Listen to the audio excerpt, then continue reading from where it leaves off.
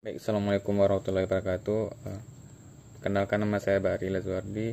Pada kesempatan kali ini saya akan melanjutkan pembahasan materi mata kuliah pengembangan organisasi dengan beberapa subjudul, yaitu pengembangan tim kerja, sistem sosio-teknikal, dan terakhir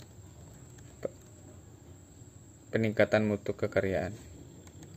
Baik, bisa teman-teman saksikan di layar ada beberapa slide PPT saya ya. Baik, langsung ke materi, yaitu pertama pembagian tim kerja. Terdapat 4 tahapan. Yang pertama itu forming atau pembentukan, yang kedua storming stage yaitu tahap curahan atau gagasan, yang ketiga norming atau penormaan, yang keempat itu performing atau tahap aksi. Baik, yang pertama yaitu forming atau pembentukan, yaitu merupakan tahap untuk mengenal satu sama lain, untuk membentuk komitmen individu pada tugas atau proyek yang akan dikerjakan. Situasi intinya adalah situasi yang tidak aman, dan hati-hati dengan menunjukkan sikap aktif dan pasif. Misalnya sikap aktif terlihat pada saat mencari peran di dalam sebuah kelompok. Yang kedua yaitu storming stage. Tahapan ini menjelaskan bahwa setelah tim bekerja bersama selama beberapa waktu, kelompok tersebut akan meninggalkan tahap pembentukan dan memasuki tahap curah gagasan. Tahap ini sulit untuk dilalui oleh kelompok, tetapi penting bagi kesehatan pengembangan kelompok. Yang ketiga yaitu norming atau pernomaan. Saat anggota kelompok mengetahui perbedaan-perbedaan mereka dan telah mengatasinya, mereka maju ke tahap pembentukan norma. Tahap pembentukan dan mengatasi masalah. Di tahap curah gagasan, tim akan menginginkan pengajian ulang tentang kemajuan fungsi yang telah mereka kerjakan. Yang keempat itu performing atau tahap aksi, yaitu pembentukan, curahan gagasan, dan penormaan, dan kemudian bekerja. Tahap akhir dari pengembangan tim. Tim yang bekerja adalah tim unik dan sangat efektif dalam memecahkan masalah, yang bisa meraih solusi dengan cepat dan bahkan bisa mendahului memecahkan isu-isu sebelum berubah menjadi masalah. Tahap ini hanya bisa dilalui ketika kelompok sudah merasa dan berpikir bahwa beberapa hal bisa diprediksi. Bahkan aturan hubungan antara anggota kelompok telah disetujui. Baik, selanjutnya yaitu sistem sosioteknikal.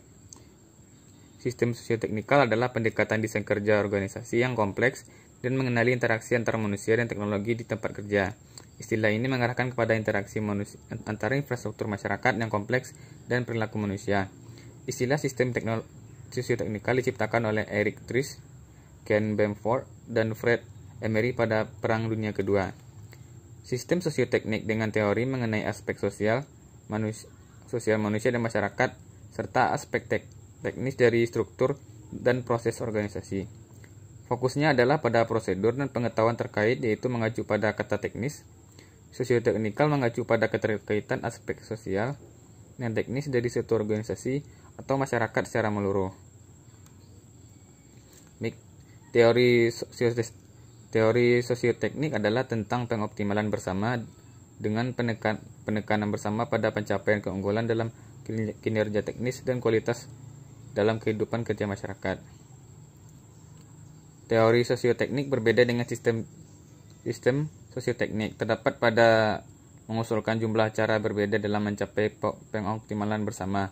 Mereka biasanya didasarkan pada perencanaan berbagai jenis organisasi, di mana hubungan antara elemen sosio dan teknis mengarah pada munculnya produktivitas dan kesejahteraan.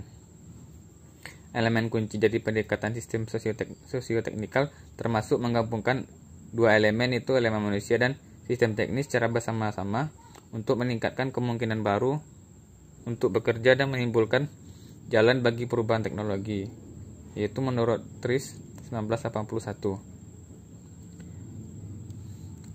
Keterlibatan elemen manusia menyebabkan beban kerja yang lebih besar pada awalnya. Sistem sosioteknikal dalam sistem kerja terdiri dari dua sistem independen yang berinteraksi bersama-sama, tapi bersifat korelatif, yaitu sistem sosial dan sistem teknikal. Sistem teknikal ini berkaitan dengan teknologi dan tugas. Sistem sosial berkaitan juga dengan manusia dan struktur dalam suatu organisasi yang bertujuan memberikan keoptimalan dua subsistem yang berinteraksi untuk mendapatkan hasil yang positif. Selanjutnya, peningkatan mutu kekaryaan. Menurut Siagian 2004 dalam konsep quality of work life terdiri dari 8 faktor yang penting yang dapat dilakukan oleh perusahaan untuk meningkatkan mutu kekaryaan. Yang pertama yaitu imbalan yang adil dan memadai. Maksudnya adalah imbalan yang diberikan oleh organisasi kepada karyawan harus memungkinkan penerimanya merasa puas dan berbagai kebutuhan sesuai standar kehidupan karyawan.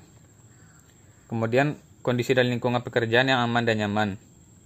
Kondisi dan lingkungan pekerjaan aman dan nyaman di mana pekerja dan lingkungan kerja menjamin para pekerja terlindung dari berbagai kemungkinan bahaya. Selanjutnya itu kesempatan untuk menggunakan dan mengembangkan kemampuan. Artinya, pekerja harus diselesaikan memungkinkan penggunaan aneka ragam keterampilan, terdapat otonomi, pengendalian atau pengawasan yang tidak ketat, karena manajemen memandang bahwanya sendiri dari orang-orang yang matang tersedia informasi yang relevan. Selanjutnya, kesempatan untuk berkembang dan keamanan berkarya di masa depan. Quality of work life mengandung arti bahwa kekaryaan seseorang terdapat kemungkinan berkembang. Dalam kemampuan kerja yang tersedia kesempatan menggunakan keterampilan dan pengetahuan baru yang dimilikinya. Selanjutnya, integrasi sosial dalam lingkungan kerja. Melalui quality of work life dalam organisasi tidak ada tindakan atau kejadian yang diskriminatif. Status dengan berbagai simbol tidak ditonjolkan. Hierarki jabatan, kekuasaan dan wewenang tidak digunakan sebagai dasar untuk berperilaku terutama sifatnya manipulatif. Selanjutnya, ketaatan pada berbagai ketentuan formal dan normatif. Hal ini menjamin bahwa organisasi tidak ada pihak yang campur tangan dalam urusan pribadi seseorang. Para karyawan diberikan kekuasaan untuk berbicara dan menyampaikan pendapatnya sendiri. Selanjutnya, keseimbangan antara kehidupan kekaryaan dan kehidupan pribadi. Dengan bekerja pada suatu organisasi, maka seseorang akan menyerahkan tenaga dan waktunya kepada penggunanya. Untuk itu dia akan meminta sebuah imbalan. Baik, itulah penjelasan dari PPT saya. Jika ada salah mohon dimaafkan. Terima kasih telah menyaksikan. Assalamualaikum warahmatullahi wabarakatuh.